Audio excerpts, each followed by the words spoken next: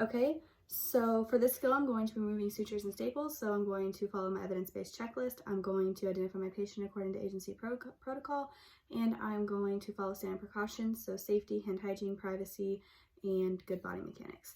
So the first thing I have here is I'm going to do my sutures. So I put them in a lemon. So I'm going to first check the documentation to see how many sutures were put in place. I'm going to assess the wound to make sure, to look for redden areas, drainage, and make sure there's a good approximation. So I'm going to perform my hand hygiene, put on my gloves.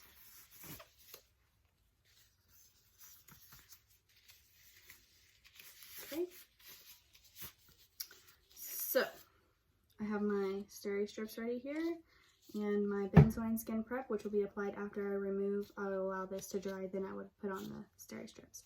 So the first thing I'm going to do is I'm going to hold, and I would use Spencer scissors to remove these, but this is all I have here at home.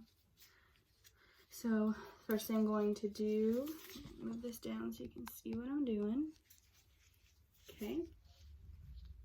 So I'm going to hold the knot here and cut, and I would make sure and count as I remove and then pull underneath so that you don't bring anything on top of the wound underneath the skin.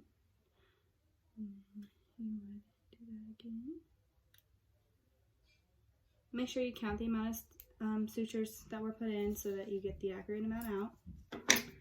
Okay, now you would put your skin prep on, allow it to dry, and then you would place your steri strip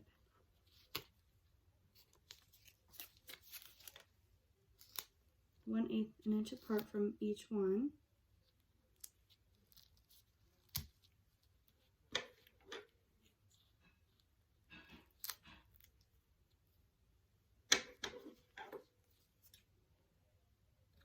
And make sure that it doesn't go beyond the borders of where you put your skin prep.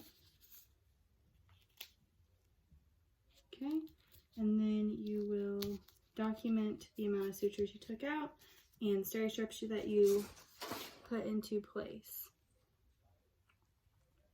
Okay, so the next step I'm going to do is I have my staples on the other side. So I'm going to obtain my staple remover kit. I'm going to assess the wound. I'm going to look at the drainage, the wound approximation, and any reddened areas. Okay, you can use steri strips if you want. They're optional. So you will grab your staple remover kit and you're going to place the two jaws here perpendicular to the skin. Put this up so you can see. And you're going to remove every other one. You're going to place in the middle and pull it out. And you're also going to check documentation for this as well so that you know that you're getting the right amount out, and you're going to make sure that there's no turning of the staples. So you're going to remove every other one. And if there's no pulling, you can go ahead and remove the rest of them. Okay, and then you're going to document. You would apply a dressing if needed. You don't always have to. Then you would document the amount that you took out. You would document if you put on a dressing and what type, and you would document how the wound looked after. And then you would perform hand hygiene or remove your gloves, and then perform hand hygiene, and that would be it.